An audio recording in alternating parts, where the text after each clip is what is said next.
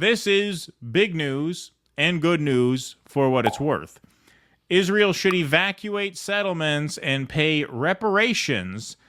The International Court of Justice says Israel described the request for the court to weigh in as biased and an abuse of international law and the judicial process. Of course, they did. Yeah. The State of Palestine's Twitter account, the ICJ assessed the facts and the law and ruled in favor of humanity, morality, and legality. Watch the historic moment when the ICJ declared Israel's presence in Palestine as unlawful. So here is the condensed version of the judge's ruling. The court unanimously finds that it has jurisdiction to give the advisory opinion requested. 2, by 14 votes to 1, decides to comply with the request for advisory opinion. By 11 votes to 4, is of the opinion that the State of Israel's continued presence in the occupied territory is unlawful. By 11 votes to 4, is of the opinion that the State of Israel is under an obligation to bring to an end its unlawful presence in the occupied Palestinian territory as rapidly as possible. By 14 votes to 1, is of the opinion that the State of Israel is under an obligation to cease immediately all new settlement activities and to evacuate all settlers from the occupied Palestinian territory. By 14 votes to 1, is of the opinion that the State of Israel has the obligation to make reparation for the damage caused to all natural or legal persons concerned in the occupied Palestinian territory. By 12 votes to 3, is of the opinion that all states are under an obligation not to recognize as legal the situation arising from the unlawful presence of the State of Israel in the occupied Palestinian territory and not to render aid or assistance in maintaining the situation created by the continued presence of the State of Israel in the occupied Palestinian territory. By 12 votes to 3, is of the opinion that international organizations, including the United Nations, are under an obligation not to recognize as legal the situation arising from the unlawful presence of the State of Israel in the occupied Palestinian territory. By 12 votes to 3, is of the opinion that the United Nations, and especially the General Assembly, which requested this opinion, and the Security Council should consider the precise modalities and further action required to bring to an end as rapidly as possible the unlawful presence of the State of Israel in the occupied Palestinian territory. They've surrendered to the communists. Yes. That's music to a lot of people's ears, as it should be. The International Court of Justice, the top judicial arm of the United Nations, said Friday that Israel should bring an end to its illegal occupation of Palestinian territory, cease new settlement activity, evacuate existing settlements, and pay reparations to Palestinians who have lost land and property. The court, based in The Hague, said Israel is responsible for systematic discrimination against Palestinians based on race or ethnicity and has breached the right of Palestinians to self-determination. The searing advisory opinion issued by judges is not legally binding, but the decision could have wide consequences in the international arena, including trade and diplomacy. The court said member states should not recognize as legal the situation arising from Israel's unlawful presence in occupied territory, nor should they render aid or assistance in maintaining it. Israel declined to take part in the hearings and described the proceedings as biased and an abuse of international law and the judicial process. The Jewish people are not conquerors in their own land. Yeah, Israeli Prime Minister. It's not your land. See, that's the problem. Yeah, exactly. Right there. That's right. That's right. And that's part of what the ruling recognizes. Israeli Prime Minister Benjamin Netanyahu said on X after the announcement, "No false decision in The Hague will distort this historical truth, and likewise the legality of Israeli settlement in all the territories of our homeland cannot be contested." The ruling marked the first time any international court has weighed in on the core issues related to the legality of Israel's occupation of the territory it seized during the 1967 war with neighboring Arab countries.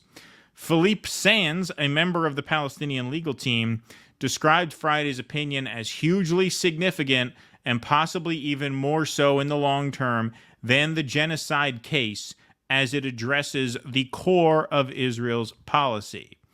Whatever Israel's reaction, far-reaching legal determination will have significant political consequences in heaping pressure on Israel and speeding up the process of recognition of the state of 6 by ever more countries, he said. The court was asked to determine the impact of Israel's occupation, the consequences of its ongoing violation of the right of the Palestinian people to self-determination, and its discriminatory laws and measures aimed at altering the demographic composition, character, and status of Jerusalem. The ICJ, said Israel was responsible for restitution of property lost by all natural or legal persons concerned, or in cases where that is not possible, should pay compensation. It accused Israel of a systematic failure in preventing or punishing attacks by settlers in the West Bank, creating a coercive environment for Palestinians that is inconsistent with Israel's responsibilities as an occupying power. It said Israel's policies and practices entrench its control of illegally occupied territory, creating irreversible effects on the ground that essentially amount to the annexation of large parts of Palestinian territory. So, we have seen Israel basically threaten sanctions against the ICC. We have seen Democratic and Republican politicians here sign on to that. And we use the phrase international outlaws to describe those people who are advocating for threats and sanctions against the International Criminal Court. Well, this allows you to call anyone, certainly anyone, who criminalizes movements like BDS as international outlaws, because this gives legal legitimacy to the boycotting, divesting from, and the sanctioning of this rogue criminal state. And does that have diplomatic repercussions and trade repercussions? I think it will. Yes. This is what we've been saying for a while, that, it's easy to blackpill yourself about this given the horror of what's happening, and there's a lot to be blackpilled about, no doubt. Did you see that video of that little girl covered in dust? I mean, that really went around the last couple days. It's just some of these images. Oh yeah, just horrors beyond imagining. There's no coming back from this. There's no coming back from this. Israel, whatever, it doesn't matter who wins the election. America's Israel's bitch, but not the entire world is. And Israel lost its greatest strategic asset, the ability to hide behind the Holocaust. They lost that. That was their greatest shield. It was a big part of why most people didn't understand what Israel was, because they so effectively were able to brand anyone who tried to educate people about it as anti-Semites, and they invoked the Holocaust. And this just forced people to look into it. Israel is what would have happened if South Africa could have hidden behind some historic genocide against white South Africans to keep people from looking at what was happening in South Africa. Right. This is how sick and evil it gets without any kind of scrutiny when you have what is essentially a supremacist colonial project. What could be more supremacist than the chosen people returning to the land given to them by God? What is more supremacist than that premise? Yeah.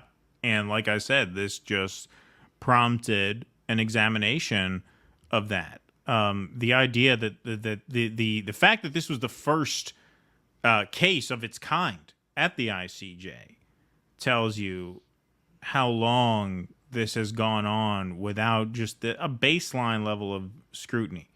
And upon such scrutiny, it has no actual standing according to international law. The international law looks like what it looks like because of the Holocaust. I mean, that is one of the great tragic ironies of this, is that part of the reason why we have these international structures, for whatever they're worth. And like I said, they say this is not binding. People say it is binding. Binding or non-binding, it might makes right in this situation. And in the short term, Israel has the United States in its corner, which means there is going to be a degree of impunity that comes with that. But in time, when you have rulings like this, it is now legitimate and legal, and according to this ruling, actually the obligation of states, if they want to remain in good standing internationally, to cut the state of Israel off, to not trade with them, to not have normal diplomatic relations with them. That's what that ruling reads. And that will have an impact down the road. Not may have an, it will, for sure. And that's what is very significant about this. And that's why it's important that these cases are now finally, for the first time, aired. And it is just incredible that it took this long to do this, because Israel has been brutalizing these people for decades. But in 2023 and 2024, technology being what it is, media being what it is, there's just no way to get away with it. There's just no way to unsee the things that we've seen. There's no way to suppress this information. And so a reckoning was forced upon them. And this is not a final reckoning. This is just one step of the way. There have been other steps along the way that we have talked about. Norm Finkelstein has a book about how the ICC is compromised. Like these are not processes that are in themselves cause for celebration and jubilation, but the road to getting justice for this is going to be a long one, and these are necessary steps along the way. Without these steps, you don't get there. Please clap.